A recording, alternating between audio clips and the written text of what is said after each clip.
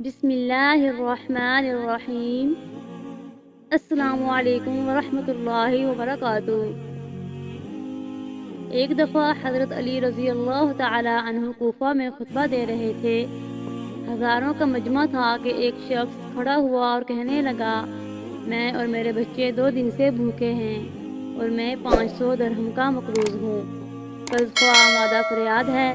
جناب امیر نے فرمایا، اے شخص بیٹھ جا، خطبہ مکمل ہونے دے، اللہ تیری حاجت پوری کرے گا۔ وہ شخص بیٹھ گیا۔ اس کے قریب ایک اور آدمی بیٹھا تھا۔ اس نے کہا، اے شخص، اتنے آدمی بیٹھے ہیں، تو اپنا سوال پھر جاری کر، کوئی تو تیرا سوال پورا کرے گا۔ حضرت علی رضی اللہ تعالی عنہ کے پاس کیا رکھا ہے جو تجھے دیں گے؟ یہ تو خود بھی کئی دن کے فاقے کرتے ہیں، یہودیوں کے باغ میں مزدوری کرتے ہیں، بس وہ تجھے کہاں سے دیں گے؟ وہ شخص کھڑا ہوا اور اپنا سوال پھر دہرایا۔ جناب امیر نے پھر پہلا جواب دیا اور بیٹھنے کو کہا۔ وہ آدمی بیٹھ گیا۔ دوسرے آدمی نے پھر اس کو اکسایا کہ حضرت علی رضی اللہ تعالی عنہ پر یقین کیوں کرتا ہے؟ ان کے پاس حقیقت میں کچھ نہیں ہے، 500 دینار کہاں سے دیں گے؟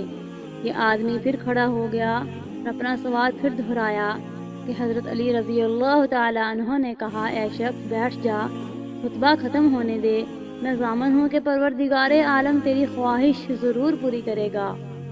خطبے کے بعد مجھ سے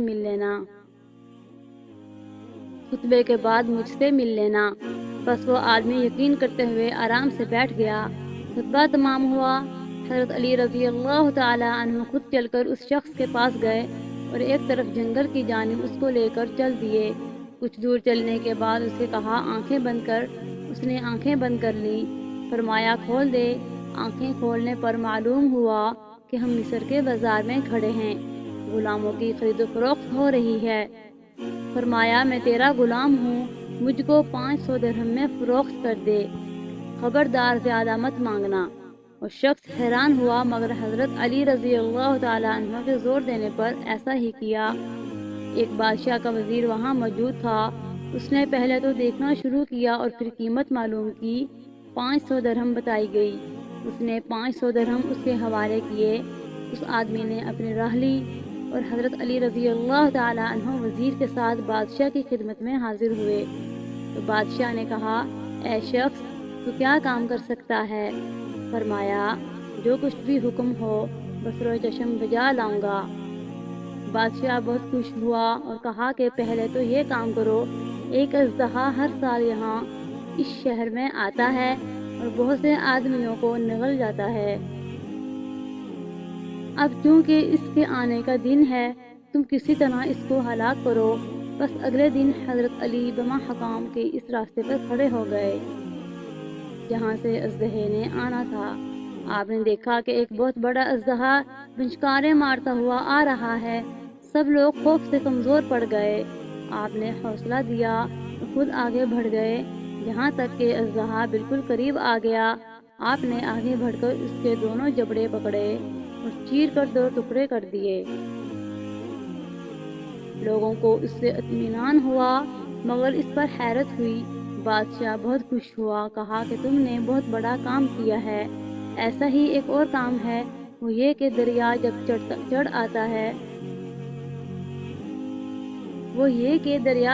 آتا ہے تو شہر میں داخل ہو جاتا ہے اور آبادی کا بہت بڑا نقصان کرتا ہے۔